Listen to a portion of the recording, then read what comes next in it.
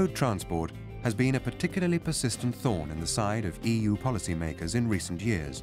Emissions levels for CO2 and a series of harmful pollutants remain unacceptably high, and there is still an excessive degree of dependence on conventional fuels.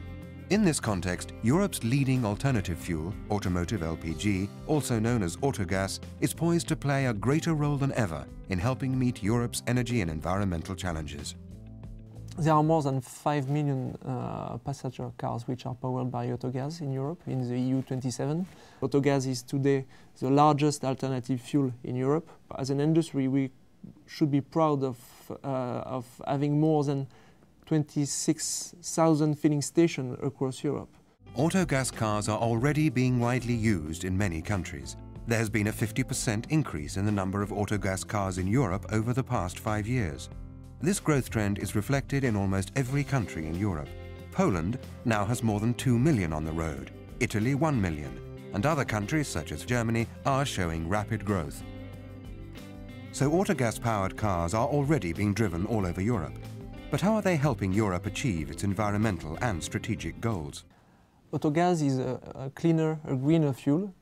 Autogas is a low-carbon fuel, and it also improves the security of supply of Europe.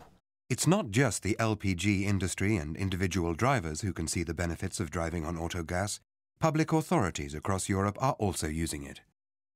We have, for the moment, in the Brussels Ministry, a fleet of 60 vehicles on autogas, and our experience is very good. We choose autogas because it was the only alternative for reducing CO2 impact. So we refitted 60 vehicles we bought to autogas, in the hope to reduce our CO2 emission and impact in Brussels region. On peak pollution days, driving with autogas doesn't contribute to smoke and dust pollution, so a good alternative.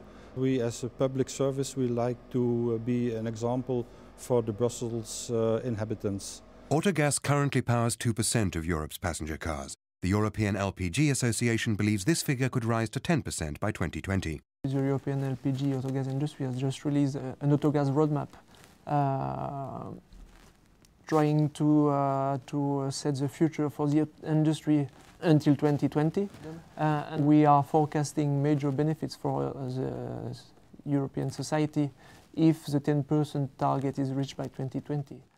The benefits that he is talking about are no small thing. Independent research institute Transport and Mobility Leuven, whose analysis has underpinned many of the EU's environmental initiatives, projects that if 10% of Europe's cars were autogas, there would be 350 million tons of avoided CO2 emissions. 20 billion euros saved in external costs for European society. 41 billion euros in savings for individual motorists. A 7 billion euro contribution to Europe's balance of payments. These savings, however, require policies which are more coherent, especially at EU level. I think from a policy standpoint, there hasn't been enough focus on the potential for autogas, on the potential for some of the gaseous fuels. And I think also we're in an environment where still liquid fuels are the dominant status quo.